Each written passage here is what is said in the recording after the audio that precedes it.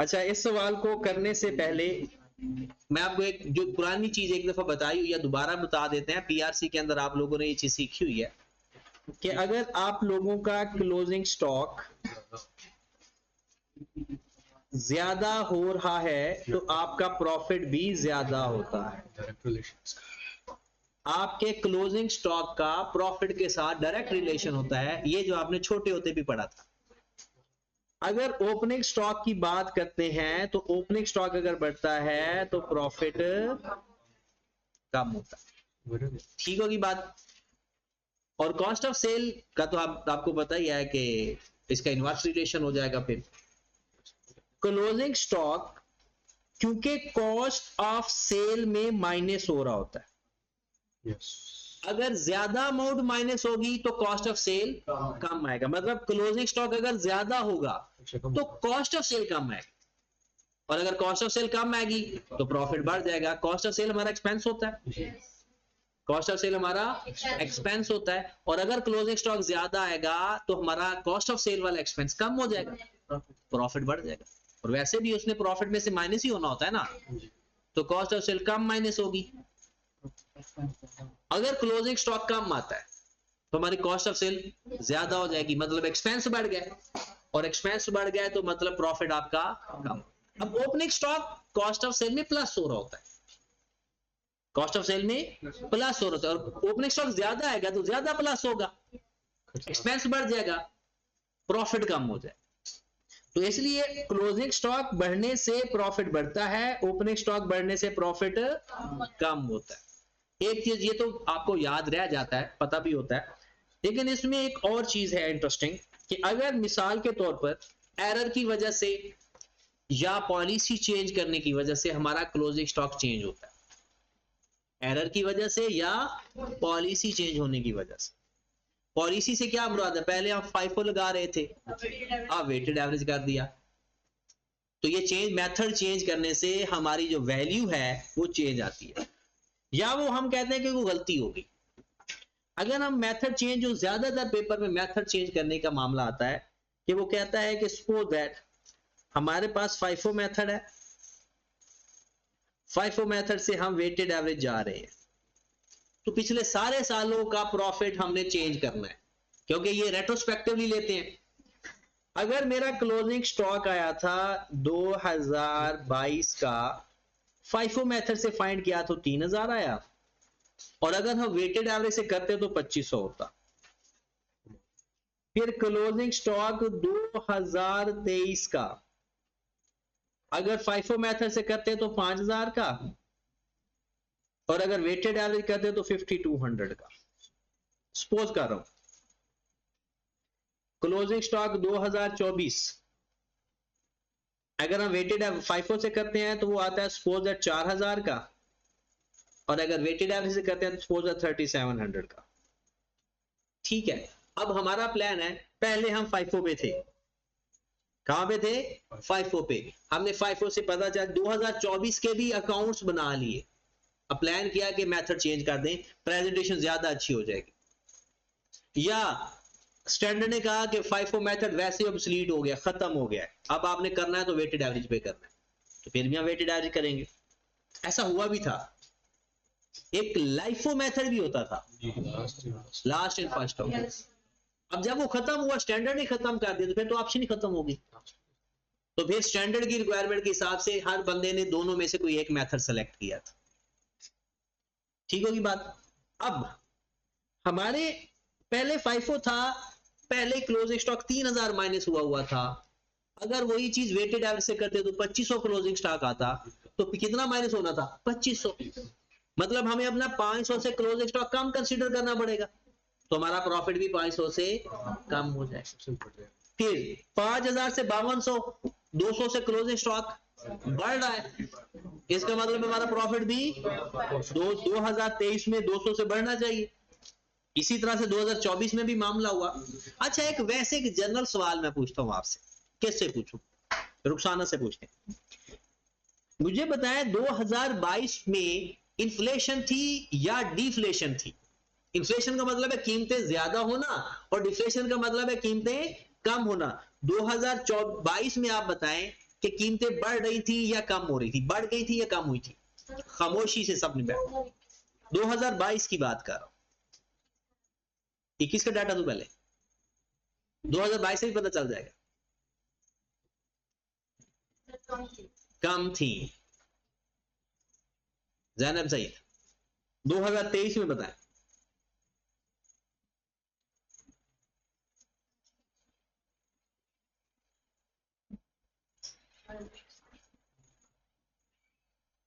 आप ना रोजाना रात को ना चारों कुल दुरूद शरीफ, एक दफा सूरत फातिहा पढ़ के अपने ऊपर फूंक मार के सोया करो, याददाश्त बेहतर हो जाए। ये ऐसी छोटी छोटी बातें कैसे भूल जाते हो? फिर मतलब वो एक कॉन्सेप्ट याद करवाने का तरीका बताया था ना मैंने आपको, वटे नहीं, पहले थप्पड़ मारा, बाद में कहा कि ये कॉन्सेप्ट है, ये ना भूलना कभी। हाँ शायद नहीं, बताना ही नहीं। तैयब किस साल में? 2023 में इन्फ्लेशन हुई है, और 2022 में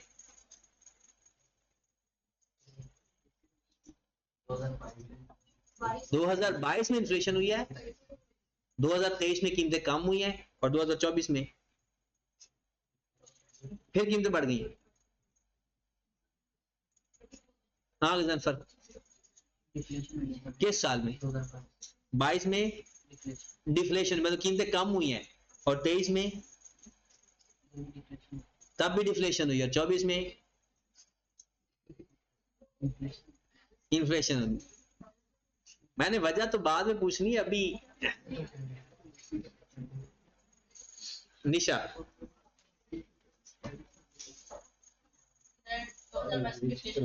2022 में डिफ्लेशन हुई, मतलब कीमतें कम हुई हैं, और 23 में इन्फ्लेशन हुई, 24 में। अल्लाह आपको मदीने के धक्के दे। ये समझ नहीं आती मैं क्या चीज आपको खिलाऊं फिर पढ़ाऊं कि याददाश्त ठीक रहे।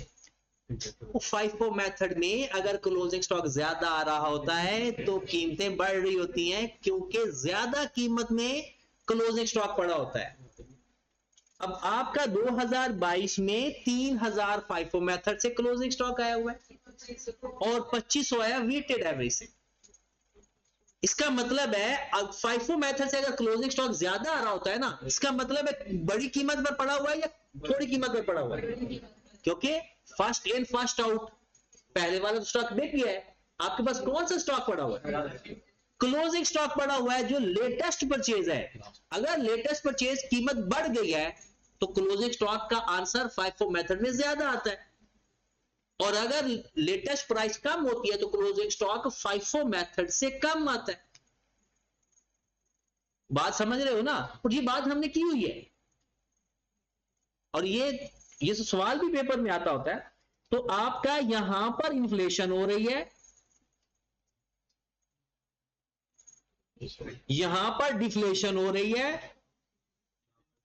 और फिर इन्फ्लेशन हो रही है, क्योंकि FIFO मेथड में अगर क्लोजिंग स्टॉक ज्यादा आता है, इसका मतलब ये होता है कि जब चीजों की कीमतें बढ़ती हैं तो प्रॉफिट ज्यादा आता होता है, चाहे उसकी पावर कम होती है, जिसे हम कहते हैं टाइम परचेजिंग पावर। अदरवाइज महंगाई जब जब होती है लोगों के प्रॉफिट ज्यादा आते हैं। भला क्यों? आपको देख लो कि पहले लोगों के प्रॉफिट जो 5000 आते थे, आज वो एक ट्रांजैक्शन में 5000 कमा रहे हैं, क्योंकि महंगाई इतनी ज्यादा हो गई है। तो जब डिफ्लेशन होती है ना, तब प्रॉफिट कम आते हैं। ये तो सादा सी बात है।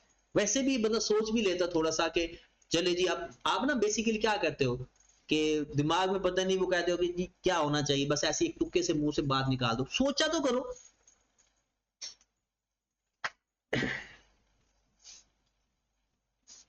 इसका मतलब है आपको ना सिर्फ पढ़ाना चाहिए सब्जेक्ट पास करवाने के लिए।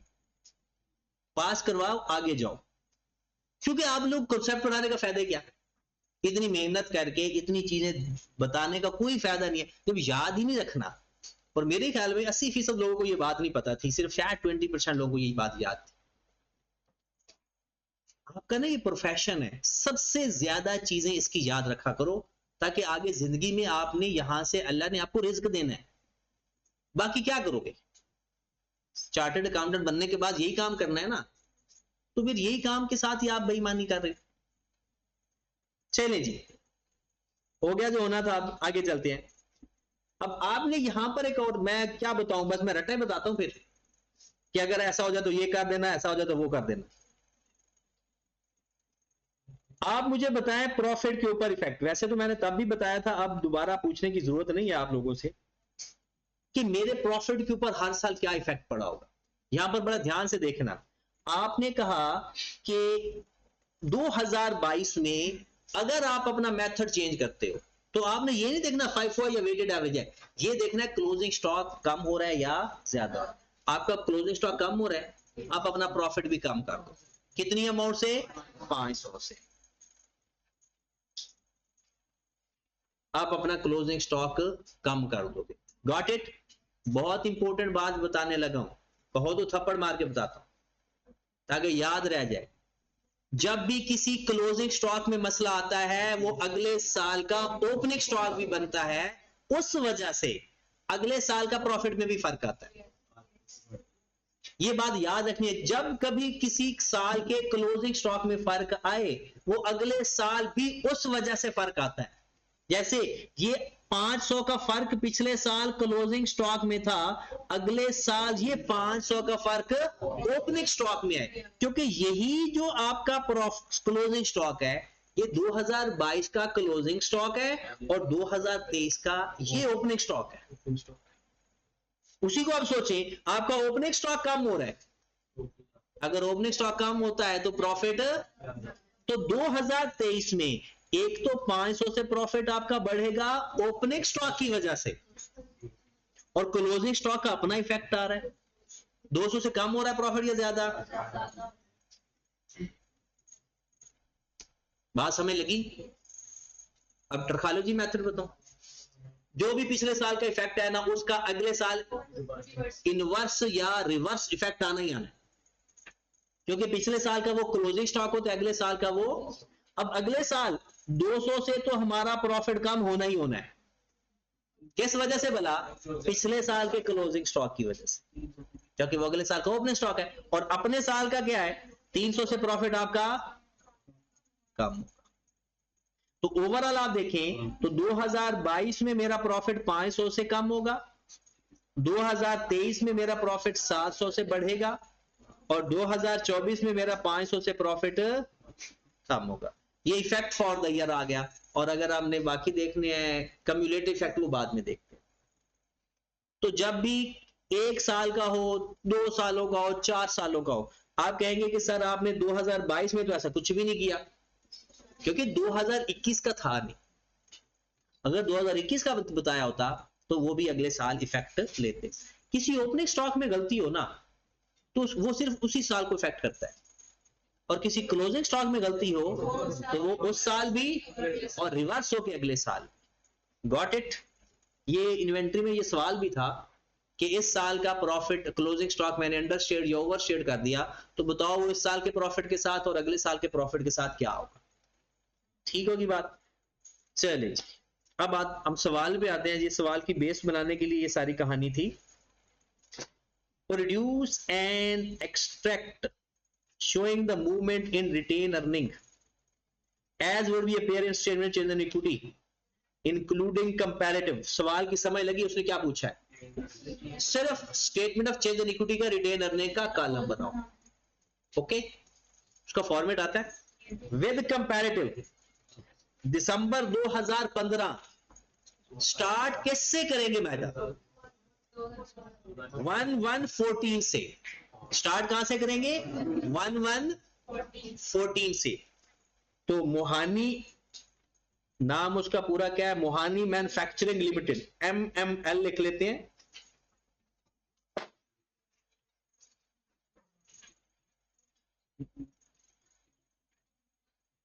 Extract on statement of changes in equity,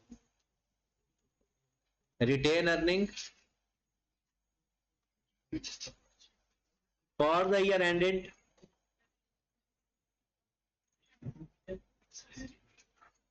31 December 2015, rupees and mostly million ही होता है, लेकिन पेपर में देख लेना, बैलेंस एज एट 1114 या 31 दिसंबर 30, दोनों नहीं लिखने। क्या है, क्या कोई ये शो करने के लिए कि मुझे दोनों को पता है, कोई एक लिख दे, ठीक है। अब इसमें हमने सब अभी तो वर्किंग करनी है। अच्छा, जो लोग ये कहते हैं कि हमें ना पेपर में ये नहीं पता चलता कि सवाल शुरू कहां से करें, शुरू तो हो चुका है सवाल, रिक्वायरमेंट पढ़ो, जो उसने पूछा शुरू कर दो। अब हम अपनी वर्किंग भी साथ साथ करने लगे। क्वेश्चन क्या था कि Muhani manufacturing limited is engaged in manufacturing of spare parts of motor car. Assemblers, क्या काम है उसका, असेंबल करता है, ना कि वो बनाता है। असेंबल करने से मुराद यह है कि पार्ट्स में आते हैं, वो असेंबल करके जोड़ के देता है। The audited financial statement for the year ended December 31, 2014 disclosed that the profit and retain earning, जरा गौर से देखना, दिसंबर 31 14 ये उसने बता दिया प्रॉफिट और ये बता दिया रिटेन अर्निंग। ये किस साल का है, 2014 का, 31 दिसंबर 2014 का, और हमें चाहिए 1114 का। अगर मैं ये कहूं मेरे पास पिछला कोई डाटा नहीं, मुझे यहां से 1114 बनाना है, तो मैं क्या करूंगा, 89 में से 21 माइनस कर दूंगा, तो मेरे पास ब्रॉड ऑन आ जाएगा। ऐसे ही आता है ना, हमारे पास उसका बैलेंस होता है, फिर नेट प्रॉफिट ऐड होता है, फिर हमारे पास कैरी डाउन आ जाता है। नहीं समझ लगी आप लोग, रिटेन अर्निंग का कॉलम आता है ना, रिटेन अर्निंग में हमारे पास ब्रॉड ऑन होता है जी, फिर बाकी चीजों के अलावा हम नेट प्रॉफिट ऐड करते हैं, हमारे पास कैरी डाउन आ जाता है, फिर अगला नेट प्रॉफिट ऐड करते हैं, कैरी डाउन आ जाता है। अगर आपने पिछले 2-3 सवाल किए, तो अगर हमें वापस यहां से वापस जाना हो, तो जो प्रॉफिट ऐड हुआ है वो माइनस कर दें। तो हमने क्या करना है, ये आई कैप की ना चालाकियां बस आपने देखनी है कि कैसी कैसी चालाकियां वो क्वेश्चन के अंदर देता है, और उन चालाकियों को ऑब्जर्व करके पेपर की चालाकियों पर अप्लाई करनी है। क्या किया हमने, 89 में से 21 माइनस कर देंगे तो हमारे पास आ जाएगा ब्रॉड। ठीक होगी बात, आगे चलते हैं। The draft financial statement for the year show the net profit, ये उसने 2015 का प्रॉफिट दे, और ये 2014 का प्रॉफिट। आगे वो कहते हैं, the management of the company has decided to change the method of valuation of raw material from FIFO to weighted average. The value of inventory under each method is as follows. FIFO से weighted average में जा रहा है। 2013 में वो कहता है जनाब 37 मिलियन का उसका प्रॉफिट था क्लोजिंग स्टॉक, लेकिन अगर वो वेटेड एवरेज से करता तो 35.5 का होता है। हाँ जी। अच्छा, 2013 में कीमतें बढ़ी थी या कम हुई थी, बढ़ गई थी, क्योंकि FIFO मेथड के जरिए क्लोजिंग स्टॉक आंसर ज्यादा आ रहा है। फिर वो कहता है 2014 में 42 से 44 हो गया, कीमतें तो कम हुई थी, क्लोजिंग स्टॉक वेटेड एवरेज में ज्यादा आ रहा है, तो क्लोजिंग स्टॉक अगर ज्यादा आ रहा है तो प्रॉफिट पहले से कम हो जाएगा, बढ़ जाएगा, ज्यादा हो जाएगा। 2015 में 58 से 54 हो गया, क्लोजिंग स्टॉक कम करना है तो प्रॉफिट भी कम। तो इसकी वर्किंग का वो पुराना स्टाइल रखो अपना, ये वर्किंग का स्टाइल को फिक्स नहीं है, आप अपनी जरूरत के हिसाब से चेंज कर सकते हैं। 2015, 2014, 2030, हमने पिछले सालों का इफेक्ट भी तो लेना होता है, और वो जो प्रायर पीरियड इफेक्ट हम एडजस्ट करते हैं। गलतियां सारी ठीक करनी है रेट्रोस्पेक्टिवली। हाँ जी, सबसे पहले हम लिखेंगे क्लोजिंग स्टॉक इफेक्ट, और नीचे लिख लेते हैं ओपनिंग स्टॉक इफेक्ट। हाँ जी, सबसे पहले मुझे बताएं कि जहां पर 2013 का क्लोजिंग स्टॉक कितना कम हुआ, 1.5, जिससे हमारा प्रॉफिट कम हो जाएगा, ज्यादा कम हो जाएगा। 1.5 से हमारा प्रॉफिट, और 2014 का 1.5 से प्रॉफिट ज्यादा भी हो जाएगा, क्योंकि साथ ही मैंने लिख दिया ओपनिंग और क्लोजिंग स्टॉक। डन। फिर 2014 पे आ जाए। हाँ जी, 42 से 44, 2.2 से बढ़ गया। तो चलें जी, 2.2 से प्रॉफिट बढ़ा देते हैं और अगले साल का फिर ओपनिंग स्टॉक की वजह से कम कर देते हैं। उसके बाद आ गया 58 से 54, 4 से प्रॉफिट कम हो गया और ओपनिंग स्टॉक आगे है ही नहीं। इसका हम नेट कर लेते हैं, effect for the year.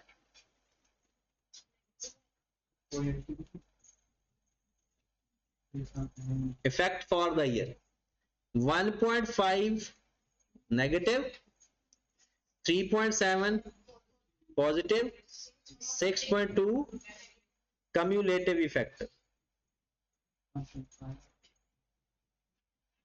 1.5 as it is,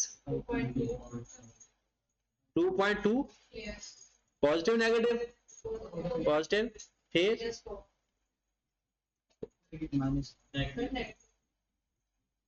जो नेगेटिव है ये आपके प्रॉफिट को या रिटेन अर्निंग को कम करेगा और जो पॉजिटिव है ये आपके प्रॉफिट को बढ़ाएगा। ठीक होगी बात? सवाल आपका हो गया। एक्सट्रैक्ट बनाने हैं तो यहां पर हमने सवाल शुरू कर दिया। आपके पास कितना था? 89 minus 21,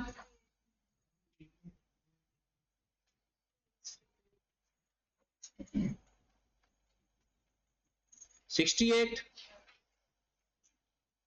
prior period effect,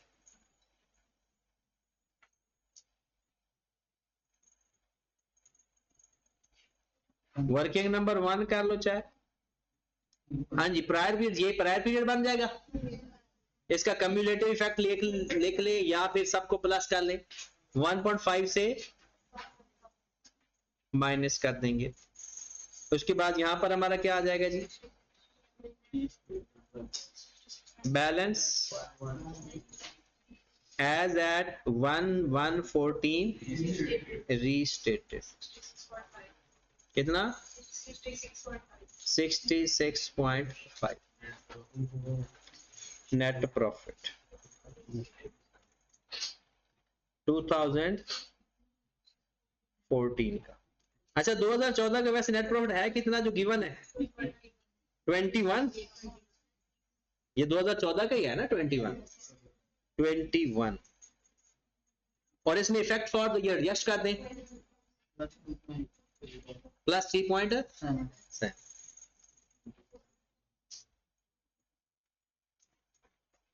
restated 20। उसके बाद हमारे पास आ जाएगा बैलेंस एज एट 31 दिसंबर 91। अच्छा, ये आई कैप कभी ना दिसंबर 2014 के साथ भी रीस्टेटेड लिख देता है, कभी नहीं लिखता। ठीक है, तो क्योंकि वो कहता है कि ये है तो दिसंबर का बैलेंस ना, और अगर यहां पर हम 1115 लिख दें तो फिर तो अगले साल का ओपनिंग बन जाता है।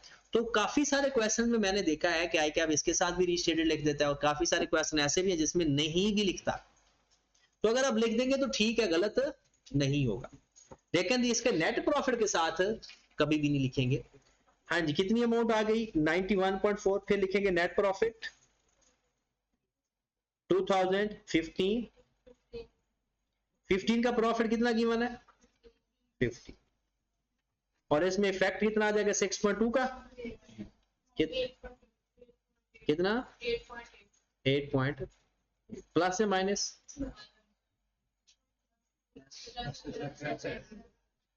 इफेक्ट फॉर द ईयर 6.6 नहीं है, 6.2। अच्छा, वो 15 में से माइनस किया, प्लस करेंगे प्रॉफिट आएगा। हाँ जी, हमारे पास आ गया बैलेंस एज एट 31 दिसंबर 50 पूरा। और पेपर में सिर्फ इतनी रिक्वायरमेंट थी जी। अच्छा, ये तो हमने पूरा भी कर लिया। चलो यहां से थोड़ा सा अमेंड कर देंगे, आगे बढ़ते हैं। नेक्स्ट पॉइंट भी है इसके अंदर। अच्छा, इसके ना जो कम्युलेटिव इफेक्ट होते हैं ना, उसको तो रिटेन अर्निंग में लेने लेना है, और फॉर द ईयर भी एडजस्ट हो जाता है। इसमें कहते हैं इन 14 the company purchased a plant 100 million, depreciation on plant was recorded at 25 million instead of 10 million. This error was discovered after the publication of financial statement for the year ended December 2014. This error is considered to be material. कहता हुआ ये कि आपको 2014 के अंदर 25 million की 10 की थी, वो कहता है रिकॉर्ड की 25 मिलियन, करना था 10 मिलियन। इसका मतलब है एक तो हमारा प्रॉफिट भी खराब हो गया, और दूसरा हमारा पीपीई भी खराब हुआ होगा कि अगर हम प्रॉपर्टी प्लांट एंड इक्विपमेंट को भी बनाते थे। रेट ऑफ डेप्रिसिएशन कितना है कहीं, या लाइफ? हाँ, वो कहता है purchase plant depreciation was recorded at 25 million instead of, और गलती कब हुई? 2014 में। इसका मतलब है 2014 में भी ठीक करेंगे और 2015 में भी ठीक करेंगे। हुआ क्या होगा, मेथड नहीं बताया वो डेप्रिसिएशन का।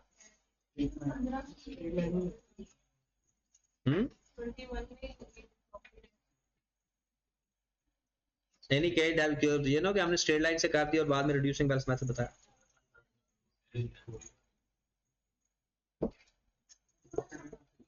हाँ जी, तो 100 में से पहले उसने 25 मिलियन चार्ज कर दी, करनी कितनी चाहिए थी? 10। हाँ जी, डेप्रिसिएशन कम चार्ज की, ज्यादा कितने अमाउंट से? 15 मिलियन से ज्यादा चार्ज कर दी। अब हम क्या करेंगे, प्रॉफिट में ऐड करेंगे माइनस, किस साल में? 2014। ठीक है, अब 2015 में क्या करेंगे? अब 2015 में क्या उसने कोई गलती की?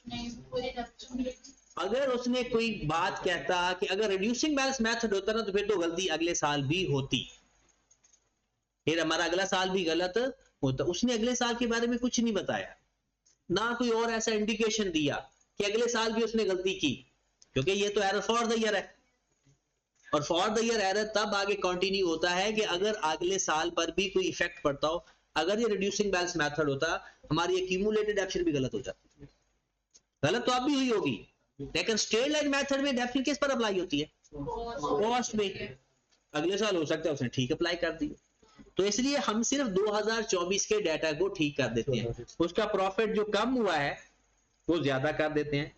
2024 का प्रॉफिट ये अमाउंट 14 का,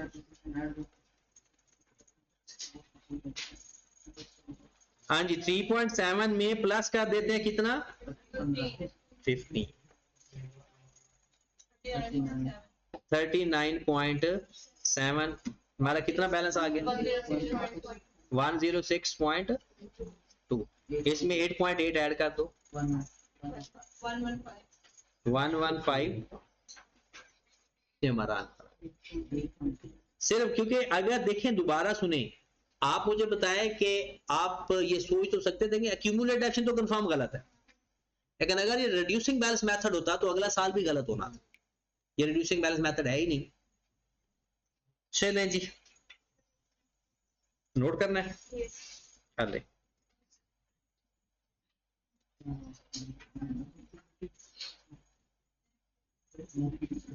वैसे मेरे ख्याल में इन सवालों को नोट करने की जरूरत तो नहीं है।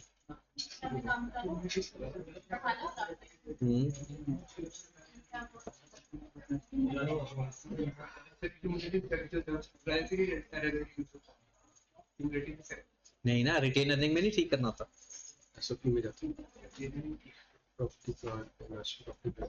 एसओएफई बनाया नहीं ना इसमें, अगर एसओएफई बनाते हैं तो रिटेन अर्निंग भी तो इसी से ठीक होता है।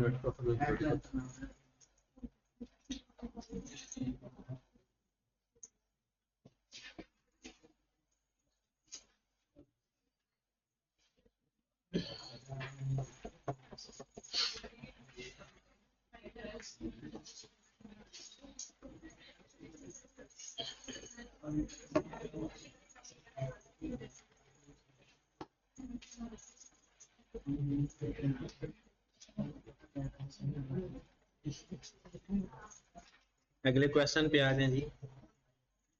अच्छा ये क्वेश्चन तो आपने खुद ही करने का, ये छोटा ऐसा सीधा सा सवाल है, नोट्स बनाने हैं और नोट्स आपको पता है क्या इसमें था, करेक्शन एरर। अच्छा नोट में क्या लिखते होते हैं भला, इंक्रीज या डिक्रीज, क्या लिखते होते हैं नोट्स के अंदर, डिस्क्लोजर या नोट के अंदर इंक्रीज, या भी ना बाकी लोगों की तरह एक्सेप्ट बनाकर आ जाना। फिर उसके बाद क्या है कि चेंज इन इक्विटी को भी दोबारा बना दें, ये इंक्रीज डिक्रीज लिखा होता है यहां पर है। ये एक अच्छा क्वेश्चन है, question number 30। Prepare the following extract from ZL financial statement for the year ended December in accordance with IFRS. Correction of error note, retain earning column as would appear in the statement of changes in equity. एक तो correction of error के note लिखते हैं। correction of error के note में क्या लिखते हैं, note के अंदर लिखते क्या है, पहले nature और फिर effect। पहले नेचर वो अंग्रेजी वाली, और इफेक्ट इंक्रीज या डिक्रीज। चलो जी सवाल पढ़ते हैं।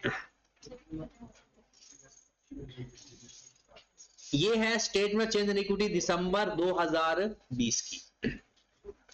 उसने ये लिखा हुआ है 1119 बैलेंस था, फिर उसने कैश डिविडेंड माइनस किया, फिर उसके बाद ये जो टोटल कंप्रिहेंसिव इनकम है, ये क्या मतलब है इसका, नेट प्रॉफिट, और दिसंबर का बैलेंस, फिर टोटल नेट प्रॉफिट, और ये उसने हमें रिटेन अर्निंग बता दिया। कहते हैं on January 1 2018 ZL had acquired a building at a total cost of $200 million, had rented it out on the same day for 3 years। अच्छा आपने करेक्शन ऑफ एरर के नोट भी लिखने हैं और उसमें ये बात बतानी होती है कि कौन सी चीज इंक्रीज हो रही है और कौन सी चीज डिक्रीज हो रही है। कहता है आपने 200 मिलियन की बिल्डिंग खरीदी और उसको रेंट आउट कर दी 3 साल के लिए। हाँ जी नबीहा, ये प्रॉपर्टी प्लांट एंड इक्विपमेंट है या इन्वेंट्री है,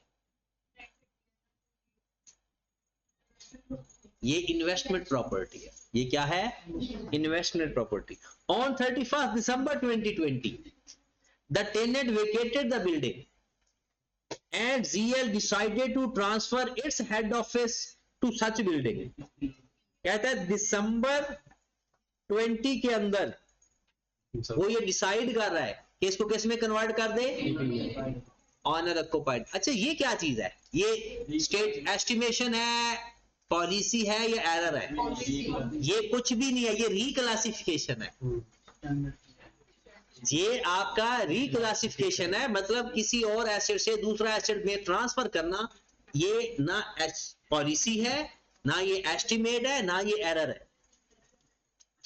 आगे वो कहते हैं the finance manager was considering the reporting implication of change in use of the building, he came to know that, यहां से पता चल रहा है the building has erroneously been reported as property plant and equipment since inception and was being depreciated on the straight line basis over 20 years। कहता है जब से बिल्डिंग खरीदी है उसने उसको पीपी में लिखा हुआ है, ये एरर है। वो क्या था, वो तो आपकी इन्वेस्टमेंट प्रॉपर्टी थी, और कब तक इन्वेस्टमेंट प्रॉपर्टी थी, 2020 तक, क्योंकि दिसंबर 2020 में डिसाइड कर रहे हो कि आप उसको चेंज कर दो कि उसको प्रॉपर्टी प्लांट एंड इक्विपमेंट बना लो। आगे चलते हैं जनाब। The fair value of the building has increased by 10%। कहता है पीपीई का कॉस्ट मॉडल है और इन्वेस्टमेंट प्रॉपर्टी का फेयर वैल्यू मॉडल है। तो एक बात तो पता चल गई कि पिछले 3 सालों से जो आप प्रॉपर्टी प्लांट एंड इक्विपमेंट लिखकर बैठे हो वो थी इन्वेस्टमेंट प्रॉपर्टी, ठीक है। और दूसरा क्या हुआ, वो उसने डेप्रिसिएशन भी सही करेगी। इसका मतलब है हमारा प्रॉफिट भी गलत, क्योंकि उसने डेप्रिसिएशन लिखी हुई है लिखना था फेयर वैल्यू गेन, तो डेप्रिसिएशन रिवर्स कर देंगे, फेयर वैल्यू गेन भी ऐड कर देंगे प्रॉफिट के अंदर ये, और ऊपर से प्रॉपर्टी प्लांट एंड इक्विपमेंट में लिख देंगे decrease in property plant and equipment, और उसमें लिख देंगे increase in property plant and equipment. तो पहले तो फिर हमें 3 सालों की डेप्रिसिएशन भी फाइंड करनी पड़ेगी, तो कर ले डेप्रिसिएशन फाइंड। दो चीजें फाइंड करनी है, एक फेयर वैल्यू गेन और दूसरा डेप्रिसिएशन। 20 साल लाइफ है जी, तो 200 को 20 पे डिवाइड किया तो कितना आ गया 10। इसका मतलब है 3 सालों की ये डेप्रिसिएशन आपने चार्ज की हुई है। स्ट्रेट लाइन है WDV है, लेकिन ये तो थी डेप्रिसिएशन जो कि हम रिवर्स करेंगे। फेयर वैल्यू गेन आएगा, पहले 200 को मल्टीप्लाई करो 1.10 से, 220, फिर 220 को 1.242 और फिर 242 को मल्टीप्लाई करो 1.10 से, 266। पहले वाला गेन कितना आ गया 20, फिर कितना आया, फिर कितना आया। अब अगर तो जो बंदे हैं ना थोड़े से समझदार, ऐसे थोड़े से ही, उनका सवाल भी हल हो चुका है, नोट्स बन चुके हैं, पहले कैसे। अब देखिए बुक वैल्यू भी फाइंड कर ले, यहां पर मैं बुक वैल्यू भी फाइंड करवा देता हूं। पहले बुक वैल्यू कितनी होगी 190, ये जो वैल्यू है ये होनी चाहिए थी इन्वेस्टमेंट प्रॉपर्टी के अंदर, और उसने हर साल पीपी के अंदर ये लिखा होगा, ऐसा ही है। तो अब हम क्या करेंगे, decrease in property plant and equipment उसकी value, increase in investment property उसकी वैल्यू। ओके, उसने ट्रांसफर के बारे में कुछ नहीं बताया, हम ट्रांसफर भी कर सकते क्योंकि उसने कहा दिसंबर 2020 में डिसाइड किया है उसने, अभी डिसाइडेड टू ट्रांसफर। अगर हम ट्रांसफर कर दें तो इसमें भी कोई मसला नहीं है, उस वैल्यू से ट्रांसफर कर देंगे, ट्रांसफर करने का जो तरीका है उसी से ट्रांसफर कर देंगे। हाँ जी, उसके बाद जो हमारे पास प्रॉफिट के ऊपर इफेक्ट आया वो लिख लेते हैं।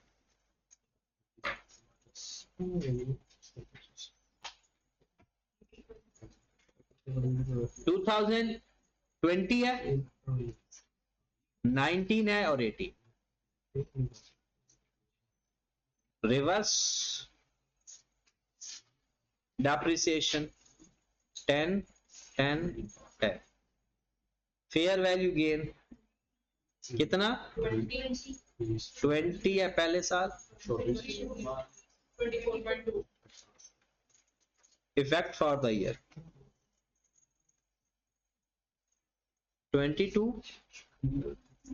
बल्कि 30 और ये 32 कम्युलेटिव इफेक्ट 30 62। अच्छा ये जरूरी नहीं कि ये इस्तेमाल भी हो, इस्तेमाल होना जरूरी भी नहीं है, लेकिन ये है कि ये रिटेन अर्निंग में इंक्रीज या डिक्रीज आ जाए। बात समझ लगी। अच्छा मैंने आपको स्टेटमेंट चेंज एंड इक्विटी करवा देता हूँ, बाकी इंक्रीज डिक्रीज सॉल्यूशन से ही आपको हाईलाइट करवा दूंगा जो जो लाइनें आपको चाहिए मेन, क्योंकि हमारा स्टेटमेंट चेंज एंड इक्विटी है। स्टेटमेंट चेंज एंड इक्विटी में हम पहले लिखेंगे बैलेंस एज एट 1/1/19। हाँ जी, बैलेंस ये तो एज इट इज आएगा 351 351। फिर प्रायर पीरियड, हाँ जी प्रायर पीरियड इफेक्ट ये आएगा 30 से प्लस कर देंगे 381। ये आ गया रीस्टेटेड बैलेंस। सवाल करके आओगे तो फिर तो आपको ये ऐसे ना भागते जाओगे, ना करोगे तो फिर सर में दर्द होगा। नेट प्रॉफिट ऐड कर दो, वो भी करेंगे। अब नेट प्रॉफिट पहले कितने का लिखा हुआ है 68 का, इसमें प्लस कितना कर देंगे, फॉर द ईयर इफेक्ट लेना है, ये है 32 कितना और कैश डिविडेंड जो गिवन है उसके बारे में कुछ नहीं बताया, वो तो माइनस करेंगे। ये हमारे पास आ गया प्रॉफिट, सॉरी बैलेंस दिसंबर 19 कितना 466। फिर नेट प्रॉफिट आ गया अगले साल का, कितनी अमाउंट है जी 82, वो तो गलत है ना, इसमें प्लस कर दो 34.116 पॉइंट, कितना बैलेंस आ गया जी 582। ठीक है जी। अब इसका थोड़ा सा ये देख लें, इसके सॉल्यूशन को देखें क्या लिखा हुआ है। It was identified in current year that investment property was erroneously reported as property plant and equipment since acquisition 1118। The error has been corrected by retrospectively restatement for prior year report which has been summarised as this. ये हो गया वो nature लिखना।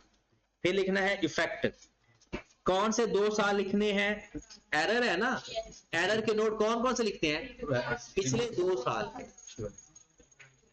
एसओएफपी के पिछले 2 साल और एसओपीएल के पिछला 1 साल। अब आप देखें इन्वेस्टमेंट प्रॉपर्टी 220 और 242 से आ रही थी, यहां पर हमने यहां पर ही हल किया हुआ है, ये 220 और 200 ये पहले लिखी ही नहीं थी। तो आप जब लिखेंगे तो इंक्रीज इन इन्वेस्टेड प्रॉपर्टी और डिक्रीज इन कौन कौन सी पिछले 2 साल 190 190 और क्योंकि पहले साल 200 में से 10 माइनस हुआ होगा, अगले साल 200 में से 20 माइनस हुआ होगा। तो अब ये देख लें जनाब, decrease in property plant and equipment और इंक्रीज इन रिटेन अर्निंग, जाकर कम्युलेटिव इफेक्ट देख लो पिछले 2 सालों का। Done. Reversal and depreciation, increase in fair value gain, increase in net profit. Notes का समय लग गई, इंक्रीज या डिक्रीज लिखना है और सबसे पहले नेचर लिखनी है, और एस्टिमेशन में तो एक पैराग्राफ लिखना है नोट्स के अंदर। किसका